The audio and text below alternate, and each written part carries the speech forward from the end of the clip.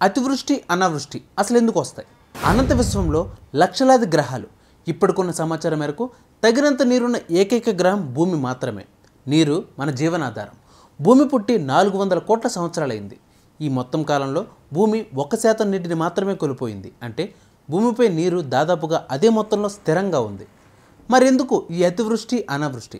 సముద్రాలు, నదులు లాంటి వాటిలో నీరు సూర్యరశ్మి వల్ల ఆవిరవుతుంది.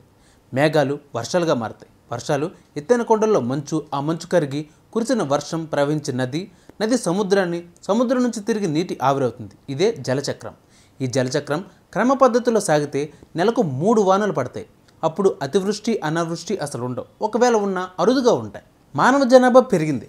అడవులు, చెట్లు నరికేశాం. నేటి నగరాలు కాంక్రీట్తో కప్పబడ్డాయి. అడవులు, నదులు, కుంటలు, వాగులు, వంకలు, చెరువులు ఆక్రమించేశాం. మీకు అర్థమయ్యేందుకు ఒక ఉదాహరణ చెప్తాను. గ్రేటర్ హైదరాబాద్ విస్తీర్ణం వచ్చేసి 7,200 చదరపు కిలోమీటర్లు. ఇక్కడ ఒక రోజులో 10 మిల్లీలీటర్ల వర్షం కురిస్తే అనుకుందాం.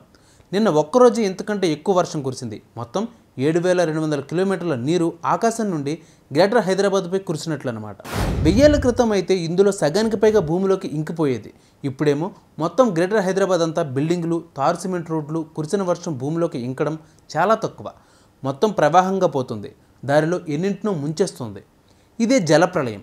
అప్పుడప్పుడు కురవాల్సిన వర్షాలు ఒకేసారి కురవడం, ఆ కురిసిన వర్షపు నీరు భూమిలోకి ఇంకకపోవడం ఇదే సమస్యకు మూలం.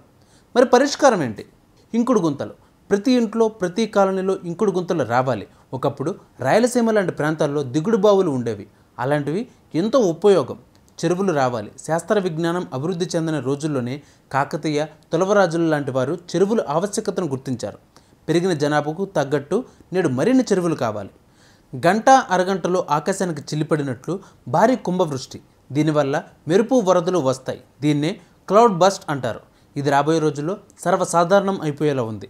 ఇలాంటి పరిస్థితుల్లో కొండ ఏటవాలు ప్రాంతాల్లో ఆవాసాలు ఏర్పరచుకోవడం, వర్షాకాలంలో సిమ్లా, మనాలి లాంటి కొండ ప్రాంతాలకు వెళ్ళడం ప్రాణాలతో చెలగాటం. ఈ నెల చివరికల్లా హిమాచల్ ప్రదేశ్, ఉత్తరాంచల్ లాంటి రాష్ట్రాల్లో ఏం జరగనుందో అర్థం కావట్లేదు. ప్రవహించే నీటికి గతిశక్తి ఉంటుంది.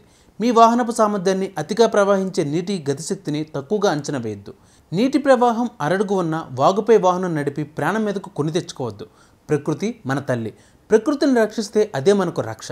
కన్నతల్లిని అనాథగా మార్చిన నేటి సమాజం ఆల్రెడీ అనుభవిస్తోంది. కాకపోతే తక్కువ శాతం తప్పు సంపన్నుడిది, కష్టాలు సామాన్య జనాలది. మరి ఇది ఎంతవరకు కొనసాగుతుంది?